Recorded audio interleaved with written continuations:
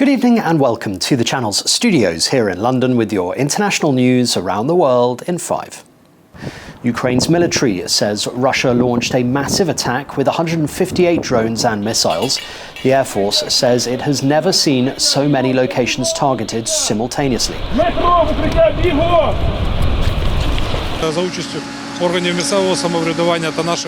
Ukrainian officials here saying 4 people were killed and more than a dozen injured in an attack on Dnipro.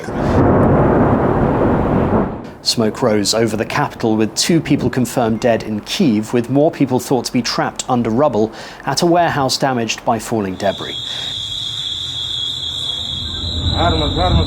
And firefighters rescued residents, including this small dog, from an apartment block in Odessa after drones struck the area. Cities across the country were attacked, including Zaporizhia in the south and Kharkiv in the east. An estimated 150,000 Palestinians are being forced to flee areas of central Gaza, the UN has said, as Israeli forces advance on refugee camps there. Here, aerial footage showing displaced Gazans under tarpaulins in Rafah near the border with Egypt. Israel's military recently expanded its ground offensive to target Burej and nearby Nuseirat and Maghazi camps. Egypt has confirmed that it has put forward a 3-stage proposal to stop the fighting, which ends with a ceasefire.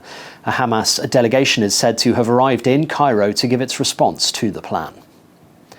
Maine's top election official has ruled that Donald Trump cannot run for president next year in the state, citing a constitutional insurrection clause. We do not want to see our election victory stolen. Secretary of State Shenna Bellows said Mr. Trump was not eligible because of his actions leading up to the US Capitol riot in 2021. Maine now joins Colorado as the 2 states to ban Mr. Trump from the ballot. The decisions increase pressure on the US Supreme Court to weigh in. Colorado votes reliably Democratic. However, Maine is more politically competitive and would be more significant for Mr. Trump, the Republican frontrunner, to lose.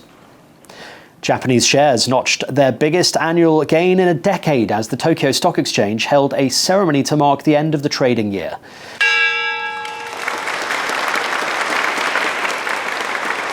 Special guest Hideki Kuriyama, manager of Japan's 2023 championship-winning World Baseball Classic team, rang a ceremonial bell and attendees clapped to mark the end of trading for 2023.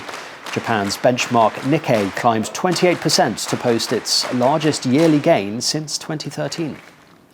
The US military have launched its secretive X-37B robot spaceplane. 3, 2, 1. Engines full power, and liftoff of Falcon. The plane blasted off from Cape Canaveral atop a SpaceX Falcon Heavy rocket, which is capable of delivering it to a higher orbit than ever before. The US Space Force conducted the launch, which came after more than 2 weeks of false starts and delays due to poor weather and technical issues. It's the spaceplane's 7th mission since 2010. It is also carrying a NASA experiment to study how plant seeds are affected by prolonged exposure to the harsh environment of radiation in space. Massive waves have battered the coast of California, with meteorologists warning that worse is yet to come.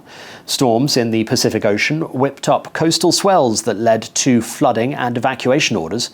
In Ventura County, a rogue wave was caught on video, hitting the sea wall at the beach at the end of the street, causing 8 people to be transported to local hospitals with minor injuries. Meanwhile, farther north, crews worked to clean the debris left by rough waves in Santa Cruz County. And with New Year's Day just around the corner, thousands of volunteers have descended on Decorators Village in California to help decorate dozens of floats for the annual Rose Parade.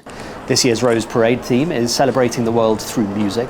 The floats will be decorated entirely with only dry and fresh materials as they proceed down Colorado Boulevard. For many senior volunteers, the unique experience and camaraderie is what they look forward to every year. And that's your international news around the world in 5. Now back to the channel's studios in Lagos.